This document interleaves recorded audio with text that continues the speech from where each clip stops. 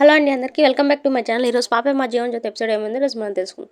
ఇలాంటి అప్డేట్స్ మనకు ముందు కావాలంటే ప్లీజ్ సబ్స్క్రైబ్ మై ఛానల్.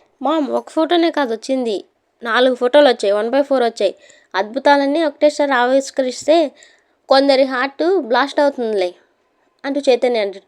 అంత వీక్ హార్ట్ నీకు తప్ప ఇంకెవరికి లేదు, కానీ ముందు ఫొటోస్ చూపించు అంటూ సునంద చెప్తుంది. 1, 2, 3 అంటూ చైతన్య ఫొటోస్ ఓపెన్ చేసి చూపిస్తాడు. ఇప్పుడు ఆదిత్య ఆనందీలు కలిసి ఫోటో దిగిన ఫోటో ఉంటుంది. ఆనందీకి ఏం పని పాట లేదా, గ్రూప్లో ఈ ఫోటో పెట్టాలా అని అంటుంది. తప్పు ఎలా అర్థం చేసుకుంటే అలానే ఉంటుంది అంటూ ఆదిత్య చెప్తాడు. ఇప్పుడు ఏమంటున్నారా నువ్వు అంటూ సునంద అడుగుతుంది. ఇది అన్నయ్య పెట్టాడు చూడు, వదిన పెట్టలేదు అంటూ చైతన్య చెప్తాడు. కలిసి ప్రేమగా ఫోటో దిగి అన్నయ్య దాన్ని గ్రూప్లో పెట్టాడు. కలిసి ఫోటో దిగారంటే కథ ఎంతవరకు వచ్చిందో అసలు అంటూ చైతన్య చెప్పగానే వెంటనే సునంద అక్కడే ఉన్న జీవన్ సాయి చూసి, అసలు నువ్వు వెళ్ళకపోవడమే కదా ఇదంతా జరిగింది, నీకు బాగానే ఉంది కదా, నువ్వు వెళ్ళుండొచ్చు కదా, నువ్వు ఎందుకు వెళ్ళలేదు అసలు అంటూ అడుగుతుంది. ఏంటి అత్తయ్య గారు నన్ను చూసి అంటున్నారా మీరు అసలు అని అంటుంది. నిలబడే కదా చూస్తున్నావు, అలాంటప్పుడు కారులో కూర్చొని వెళ్ళొచ్చు కదా అని సునంద అనగానే, అత్తయ్య గారు మీరు నా బాధను అర్థం చేసుకోలేదు అత్తయ్య గారు అంటూ జీవన అంటుంది. నేను అర్థం చేసుకున్నాను జీవన అంటూ చైతన్య చెప్తాను. నువ్వు అందరి బాధలు అర్థం చేసుకుంటావు లేరా, నీకు హ్యాపీగా ఉంది కదా ఇంతకీ అంటూ సునంద అడుగుతుంది. నాకే ఏంటి, డాడీకి కూడా హ్యాపీగా ఉంది అంటూ శశికాంత్ని కూడా చూపిస్తాడు. నా ఒపీనియన్స్ ఎందుకు లేరా ఇప్పుడు అంటూ శశికాంత్ తప్పించుకుంటాడు. ఎవరు ఒపీనియన్ చెప్పినా చెప్పకపోయినా ఈ కథ చాలా దూరం వెళ్ళిపోయిందిలే నాన్న అంటూ చైతన్య చెప్తాడు. నా ముందు నువ్వు ఓవర్ యాక్షన్ చేయకురా అంటూ సునంద చెప్తాడు. సైట్ ఇక్కడ నుంచి చాలా దూరం ఉంది కదమ్మా, అందుకే అలా అన్నానులే అంటూ చైతన్య చెప్తాడు. ఊరికే చిన్న చిన్న వాటికి ఆనందపడకురా, వాళ్ళిద్దరూ మళ్ళీ ఎప్పటికీ కలవరు అంటూ సునంద చెప్తుంది.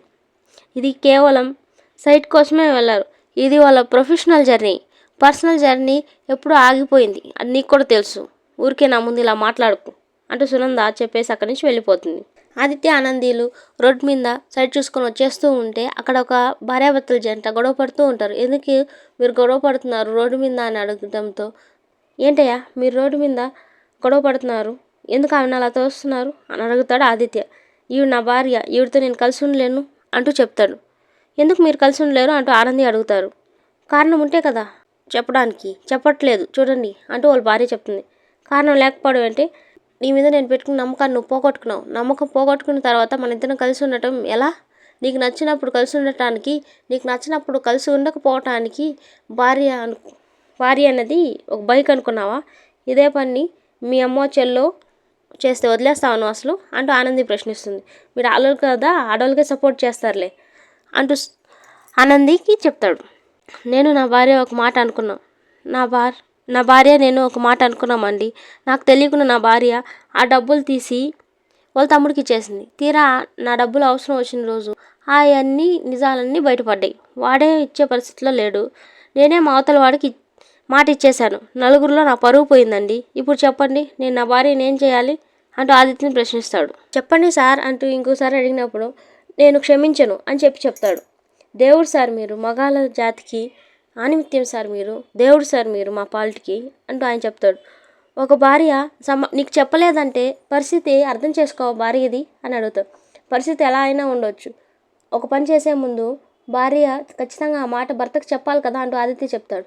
ప్రతిసారి చెప్పే భర్తకి ఈసారి చెప్పలేదంటే ఏదో కారణం ఉన్నట్టే కదా అంటూ ఆనంది చెప్తుంది. చెప్పలేకుండా చేసింది అంటే ఏదో కారణం ఉన్నట్టే కదా అంటూ ఆదిత్య చెప్తాడు. ఆ కారణం తెలియాలంటే ముందు ఆ భర్తతో భార్య మాట్లాడనివ్వాలి కదా అంటూ ఆనంది చెప్తుంది. నలుగురిలో మాట పోయింది, ఇప్పుడు భార్య చెప్తే ఎంత చెప్పకపోతే ఎంత అంటూ ఆదిత్య చెప్తాడు. నలుగురిలో పోయే పరువుతో పోలిస్తే భార్యను వదిలేస్తే మీ పరువు నిలబడుతుందా అంటూ ఆనంది ఆదిత్యని అడుగుతుంది. భార్యాభర్తలు ఇద్దరు కలిసి ఉండాలంటే నమ్మకమైనా ఉండాలి, ప్రేమైనా ఉండాలి. మాట చెప్పకుండా చేసింది కాబట్టి నమ్మకం పోయింది కాబట్టి ప్రేమ కూడా చచ్చిపోయింది. ఇప్పుడు ఎలా కలిసి ఉంటారు అంటూ ఆదిత్య ఆనందిని ప్రశ్నిస్తుంది. ఎందుకంటే నమ్మకం లేని ప్రేమ ప్రాణం లేని శరీరం లాంటి, మనుషుల మధ్య బంధాలు ఏర్పడడానికి పట్టే కాలం విడిపోవడానికి సమయం పట్టడం లేదు. ఈ కాలానికి వదులుకునేంత ఈజీగా ఎవరు పట్టుకోవట్లేదు. కలిసేటప్పుడు ఎవరికి జ్ఞాపకాలు ఉండవు, కానీ విడిపోయేటప్పుడు అందరికీ జ్ఞాపకాలు ఉంటాయి.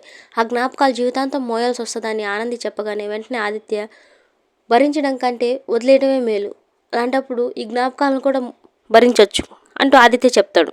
ఇలా మాట్లాడడం ఇంకా తప్పు అంటూ ఆనందికి చెప్తాడు. మీరిచ్చే సలహాలు ఒకరి జీవితాలని అన్యాయం చేస్తున్నాయి.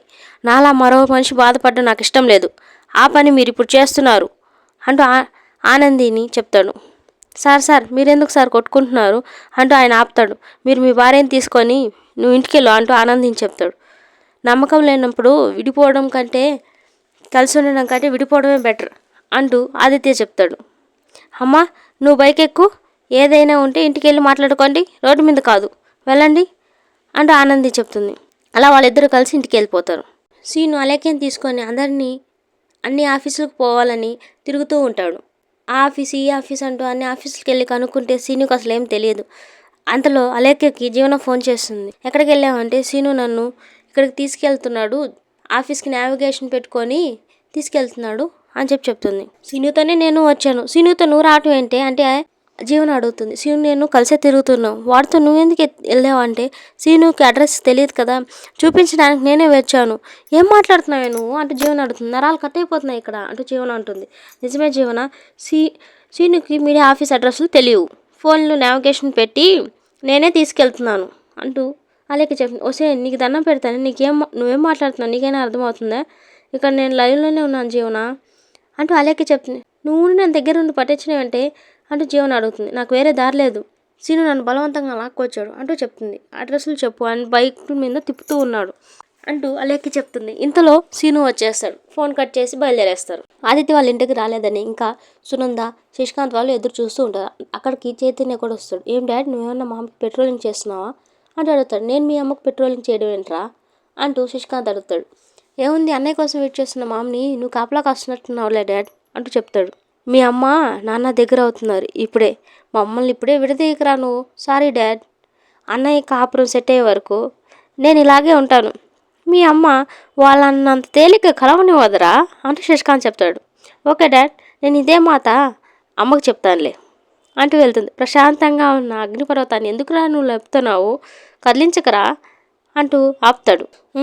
నేను ఖచ్చితంగా మాట్లాడతాను అమ్మతో అంటూ వెళ్ళి డాడ్ చూడు ఏదో చెప్తున్నాడు అంటూ వెళ్తాడు. ఏం చెప్తున్నాడు మీ డాడీ అంటూ సునంద అడగగానే భోజనం చేయడానికి టైం అయింది కదా, భోజనం చేద్దాం అని చెప్తాడు. మామ్ నువ్వు ఎవరి కోసం వెయిట్ చేస్తున్నట్టున్నావు అంటూ చైతన్య అడుగుతాడు. ఆదిత్య కోసం వెయిట్ చేస్తున్నాను అని చెప్తాడు. సైట్ విజిట్స్ కోసం వెళ్ళిన ఏంటి ఇంకా రాలేదు, అందుకే వెయిట్ చేస్తున్నాను అంటూ సునంద చెప్తుంది. భార్యాభర్తలు కదా వెళ్ళింది, ఎక్కడికైనా డిన్నర్ కోసం ఆగుంటారులే రెస్టారెంట్కి అని చెప్తాడు. ఇంతలో ఆదిత్యకి ఫోన్ చేస్తుంది సునంద. ఎక్కడున్నావు అంటే అందివే అమ్మ వస్తున్నావు అని చెప్తాడు. ఇప్పటికే రావాలి కదా మీరు, ఎందుకు ఇంకా రాలేదంటే లేదులే అమ్మ వస్తున్నావు అని చెప్తాడు. ఇంతలో చైతన్య కూడా మాట్లాడతాడు. అన్నయ్య కంగారేం లేదు, రెస్టారెంట్కి వెళ్ళి భోంచేసి నిదానంగా రండి అని చెప్తాడు. రే ఏం మాట్లాడుతున్నావు నువ్వు అంటూ సునంద ఆపుతుంది. ఏమీ తినకుండా తిరిగి రమ్మంటావమ్మా, నువ్వు ఆనంది మేడం రెస్టారెంట్కి వెళ్ళి డిన్నర్ చేసి తిరిగి రండి అమ్మ, ఎవరి బిల్లు వాళ్ళే కట్టుకోనిలే అమ్మ, ఇప్పుడు ఓకేనా అమ్మ అంటూ చైతన్య చెప్తాడు.